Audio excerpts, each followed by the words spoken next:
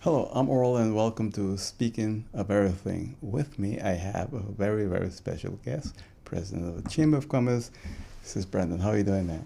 I'm doing wonderful this morning, and thank you so much for the invitation. It's an honor for me to be here today. And thank you for coming because I had you a few years ago. I know you remember, right? Yes, I do. I do. It's quite a while back. Right. You know what's interesting is that I was driving over to the station and I was thinking about this show because we started the show on the 1st of March in 1984. And my first guest on the program was Mr. Lou Peters, who at the time was Secretary General for the Chamber of Commerce. Wow. A Wow. long time ago. Huh? I know, I know. Yeah. Shows that the existence of the chamber, its relevance, and its growth through the years. And you have come a long way at the Chamber of Commerce. And we have a long way to go. Yeah, really? Yes, we have a lot planned, definitely in terms of not only our services and our accessibility, Yeah. but really ensuring that we come up with those structures, those programs that will propel the development of our economy, our business sector. So we have a lot planned. And when it comes to the Chamber of Commerce in St. Martin, it's mandatory for all business to be a member, right? Yes, all businesses, if you want to do business in St. Martin, Yeah. you have to be registered. That registration number is key for your entire operation throughout your existence as a business. The excerpts that solidify or prove or certify Right. that you are registered at the chamber are these days needed in for almost any transaction that you want to execute. So yes, the registration is set by law, and it is a mandatory registration. I noticed that it's more easier to set up a business than to dissolve a business. Yes, because when you start a business, it's clean. There is nothing, you don't have any vendors yet, you don't have any suppliers yet, you name it, it's clean. You're starting up. Now, when you're dissolving, it's a different story because we cannot afford for you to just come in and close a business when you have not properly liquidated your business. Okay. You have to make sure that all debts are settled. Otherwise, we will have a system where the business environment is adversely affected because people can just open and close, and take away recourse from others who they owe. So that's the reason why dissolving a company isn't as easy as the first registration. Wow. And you know, it's amazing because someone was telling me that in the Netherlands they have this rapid dissolution for business, but not in St. Martin. No, we're a small economy. We are a small environment. Yes, you can dissolve a business pretty easily. I mean, from an administrative perspective. However, there is by law a liquidation process. You go into liquidation, you have to make sure that the licensing fees that you owed are paid, all your dues are paid up to date. You have made settlements with those that you owe. And then you can dissolve your company and complete the liquidation, and then it will be liquidated within the chamber. We have also started a process of deregistration when we have entities that have not fulfilled their obligation over an X amount of years. The law was changed and we are now allowed to deregister, but that too is a process of making announcement, sending letters to the entity, and then taking a decision, a formal decision to deregister. So, yeah, it's a difference between deregistration and dissolution, because deregistration means that you're just not registered anymore, and when you come for an excerpt, we will have a stamp on it that says you're deregistered, so you cannot utilize it. Oh. But it doesn't mean that a company is then dissolved. So then if you deregister, you can also always re-register the same company? Well, if you're deregistered and you come and you settle all your dues, etc., Oh, okay. you can have a new registration. You're a practicing attorney, so it makes it a lot easier for a person in your position at the chamber, right? Well, I'm a practicing attorney, and I think because of my experiences as an attorney, it allowed, as one of the 9 board members, it allowed me to contribute towards an enhanced product from the chamber. As attorneys, we need excerpts like on a daily basis in order for us to file cases. And sometimes we needed more information than the excerpt reflected. Really? Because the excerpt only reflects what is the case now. You don't see the history. So in having those discussions, I said, Mrs. Patrick, she is Right. basically a synonym for the chamber. I said, Mrs. P, listen, we have a situation that attorneys might need historical excerpts where they can see the changes through time. So now we have historical excerpts as well. That's good. Yeah. Really good. Yeah, you can request those. Of course, they're a little bit more than the 20 guilders you pay for a regular excerpt, but yes, we have those too. Can anyone request an excerpt of a business, or is it just the owners, the directors? No, anyone can request an excerpt because it's a public registry. Not anyone can make a change to a business registration. You have to be authorized. And by law, it's commonly either the director or the shareholder, the owner of the company, depending on the structure. So, yes, anyone can ask for an excerpt, but not anyone can touch your registration within the registry. Over the years, I've heard from many people how difficult it is. They don't understand the Chamber of Commerce, how it works. How you see today? You think people have a better understanding of the Chamber of Commerce? I don't think that we have reached everyone in explaining what it is we do, the need to have a Chamber of Commerce like ours functioning properly. The fact that the mandatory registration brings with it, at the flip side of it, a secure business environment. You know who you're dealing with. You can get information on them by the chamber. It allows you to do your due diligence. And that on its own is an added value that our chamber brings to our economy, to our business sector. You don't come in blindly. Okay. If somebody approaches you with a business deal, you can do some research on them before you enter into that deal. So it creates a safer and more protective business environment. I know there was a time when there was a lot of discussion about checking cross-reference business that are open, vice versa to those that are not open, and at the same time the whole issue of tax compliance and so forth. Have you had any discussions with the government about those issues? Okay, from a chamber perspective, we have through time issued many letters with our viewpoint on how overall compliance, not just tax compliance, how overall compliance can be attained. As a matter of fact, we recently also attended the Counterfeit and Intellectual Property Symposium of the Ministry of Justice. And in those discussions, we also indicated that we are working on a certification, a business certification program. We hope that we will get government support on that. And the idea is to have something like a Better Business Seal. Okay.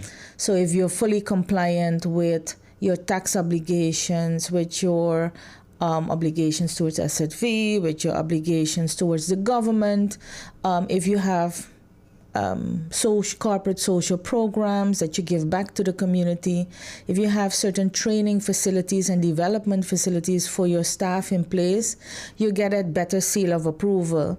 And the flip side of that should be an incentive system where you maybe get a tax reduction. I know the government wouldn't easily like to talk about that, but that there is an incentive connected for you to want to get that business seal. And also for those that are engaging into business, that they want to be certified to attract business. We're looking at industries such as the real estate industry, where you have certain people who are certified and others who are not, just freelancing within the industry. We're looking at electricians. Oh, yeah, that's a big one. So from a construction perspective, look at the entire construction world, that you have certified plumbers. We now have NEPA. NEPA is doing an excellent job in delivering certified, qualified people. And then they can't get a job because of the other uncertified. Exactly. So we need to go to a business environment where you know who you're doing business with. You know that these people are certified. They're good at what they're doing. And try to get a society that is taking pride into having that seal and wants to be part of that business environment that offers quality products and services within St. Martin. Mrs. Brandon, I'm so happy to hear that because, every day, every week, every month, I speak with people. They are so frustrated they can't get a good electrician, plumber. People show up on St. Martin shores and never did plumbing or electrical work before, and they're now an electrician, a plumber, they're a contractor. This thing needs to be controlled. I'm happy to hear that. At least you all are working on that. That's one of our projects we are working on. We believe that will just create a better business environment and allow for further economic growth. So that is something that we have been working on. We hope to launch early next year. But, to be honest with you, this year has been a slow year for us in terms of coming out and showing what we're doing. As a board, we went back and we had stakeholders meetings. We went back to stakeholders within each sector to understand what are the problems that they're facing at this point in time.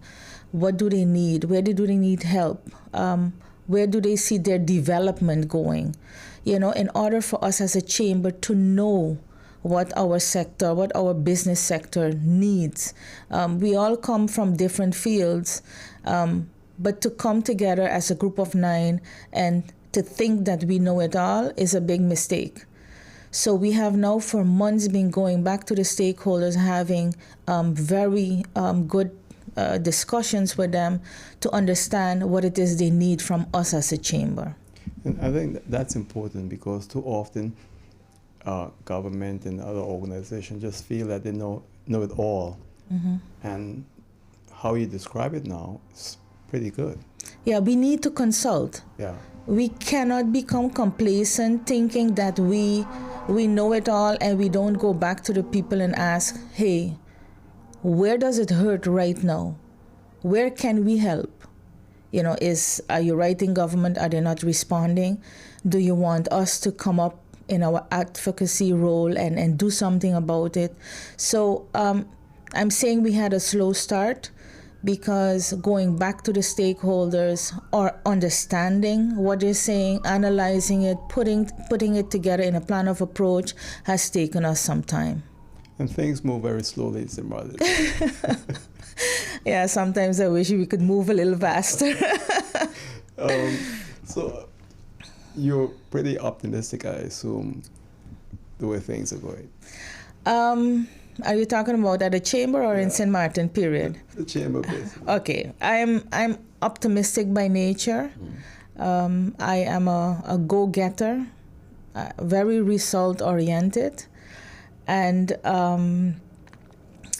I know for a fact that with the team that we have, the members that we have, the dedication and the input that we are getting, that we're putting together.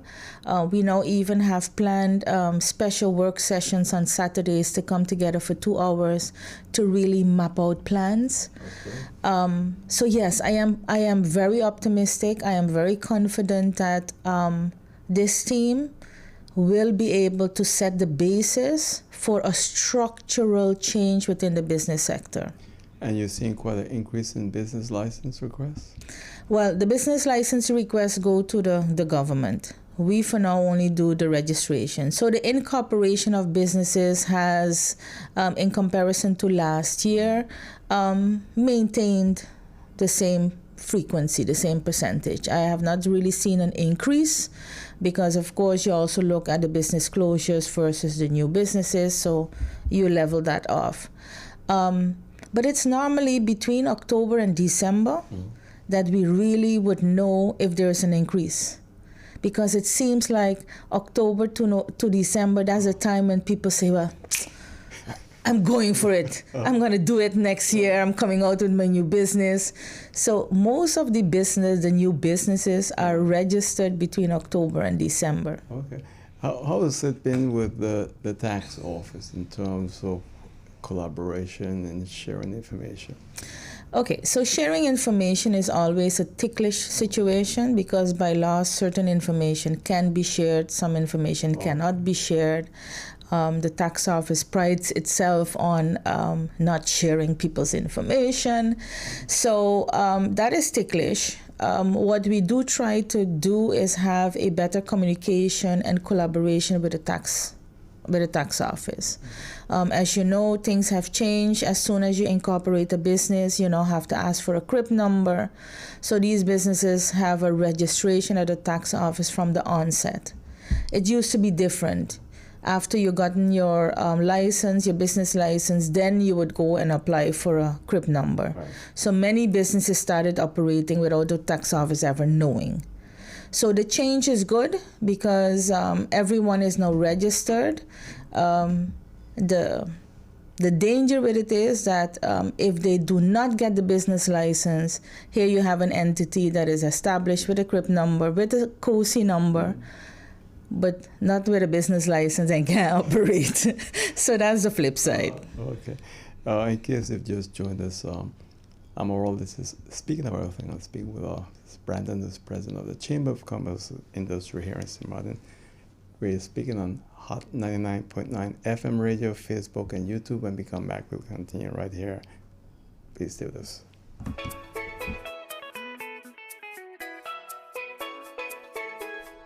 Hey, don't guess about your insurance. Be sure that you're covered. Like with your car, like your home. Be sure to be covered in case of a fire, flood, hurricane, or some other natural disaster. And travel insurance, because you never know what could happen when you're on vacation. You could lose your passport, your luggage, or have an accident. So be sure that you're covered. Insure yourself fast and easy with Be Sure from the Windward Islands Bank Limited. Visit your preferred WIB branch, WIB Insurance Services, or BeSureStMartin.com. Get your Be Sure insurance at the Windward Islands Bank, your partners in progress. For real? Somebody came in here and steal my curtains? Well, it's a good thing I'm insured with Be Sure, because even the contents of my apartment are covered. Don't play guessing games with your insurance. Be sure. Are you be sure? Be sure. My guest on Speaking of Everything is the president of the Chamber of Commerce Industry St. Martin, Brandon, and we're happy to have you in the program. And I was telling you before we started my impression of the online service. I needed an excerpt for my business. I got it within 24 hours without even going into the Chamber of Commerce. I thought that was great. Now, to be honest with you, in 2016, the Chamber of Commerce started with enhancing its accessibility for the public. We launched several services. We had Get Cozy. Get Cozy was our service for Over the Hill, right here in Simpson Bay at the Fish Market, the Public Service Center. You could have gone and dropped in your request and pick up the following day. In addition to that, we then launched Cozy Online, which is our online portal. But we also had Cozy to You, where you could call us, and we would come to you, pick up whatever your request is, have it processed, and bring it back to you. In addition, we would have, especially during the holiday season, Cozy Curbside, where you would call a short number and you would drive through Canagita Street and somebody would run outside to your car, pick up your envelope, and you could it was like a drive-through. So we have through the years been trying to enhance our accessibility. You also have the opportunity to call, to email, to fax. Well, in the days when we were using fax. So, and then we had COSI 24. So if you request your excerpt, you get it within 24 hours. So we have been doing a lot. It's unfortunate that at times the public is not fully aware of all the possibilities, but indeed, Get COSI, we don't have that right now since Irma. So that's something we have to look at if we're going to launch a service for the Simpson Bay, Cold Bay area again. But call us. We come to you. I was really impressed because I made some calls, and all the ladies at the chamber were very helpful, called me back, made sure everything was great. I don't want to call in because... No. They did an excellent job. So I was happy that I didn't have to leave my house, and I had it. So I could just email it to the organization that wanted it. Yes. I think that's very important. Are there other plans you have in place that we need to know about? Well, by law, we have to start with the registration of shareholding and UBO information. We have an online module designed. We're busy right now as we speak testing it. And the objective is to launch within short. We will have an information campaign to explain to everyone what kind of registry that is, because that is not a public registry, but there is a legal compliance that comes with it. So that information campaign we will start within short. But that is one of the things that will happen before the end of this year. For people who doesn't know what UBO means, please explain. Okay, UBO is ultimate beneficiary owner, which means that if you have a legal entity like an NV or BV, or that's how we know it, then our law also allows another NV to be a shareholder of an NV. But the UBO information is information that is provided, so you have to track straight back down to the natural person that is behind it. And that's the UBO information. Who is a natural person at the end of the entire chain? No matter how many companies you put up as shareholding, at the end of it, there has to be one individual. And that information is called the UBO information, and that is information that will also be registered. Okay, so the ultimate beneficiary owner is very crucial. Very crucial. And it's amazing because years ago you set up a company, no one was asking for that. Now the government and all other people are asking for that information. Yeah, no, in the olden days, you could even have shares that were not registered in name. So you would never know who the shareholder really was. But in this day and age with anti-money laundering and anti-terrorism fight regulations, everything has to be open and transparent. It makes it a little more tedious doing business, right? In a way.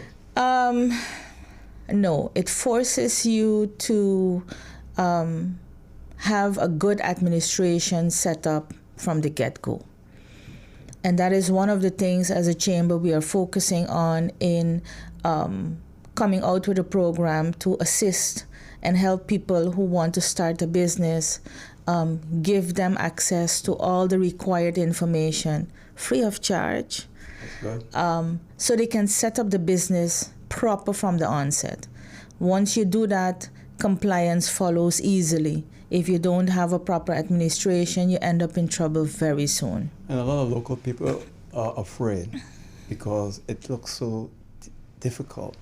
But once you start the process, everything falls into place. So what we have in the planning is a district program where we as members of the chamber with our expertise will go to the districts and have these entrepreneur nights where anyone who has a business idea could come in. We will help you, talk you through the process, give you that information that you need to know where to go, what it could cost in setting up a business.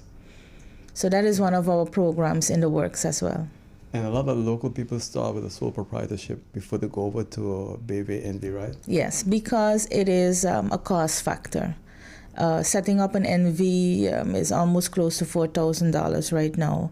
So from an expense perspective, you would like to start and then acquire some funds, and then you go through the process. But we will address that as well. Another thing, for a lot of local people, they hear NV and BV. In very simple terms, what's the biggest difference between these two corporations? I think maybe in terms of the structure, the setup, okay. and the cost. The BV costs less. Yeah, well, not in terms of notary setup per se, but in terms of how it is structured. NVs are commonly structured with a supervisory board, a management, so it's usually a three-tier layer, and it's a little bit more, I would say, cumbersome. Yeah. But yeah, the NV is more what we call a limited liability company, and the BV is a private liability company. So the BV is sort of a little bit more private, as they call it, than the NV. I've noticed some big companies that were NVs are now BVs. In St. Martin, I've noticed that. That could be. Yeah. It could be. You could at any time convert your legal legal entity in an auto form. That's permitted. You need a notary deed for that, but that's permitted. And I think those decisions are usually business decisions, administrative or accounting decisions that would result in a change of legal form. Well, Mrs. Brandon, it's always a pleasure having you here. We're done? Yeah. No. There's one more thing we have to talk about. I don't know if you realize that we launched a program where we acknowledged or we recognized the ones who started business on St. Martin.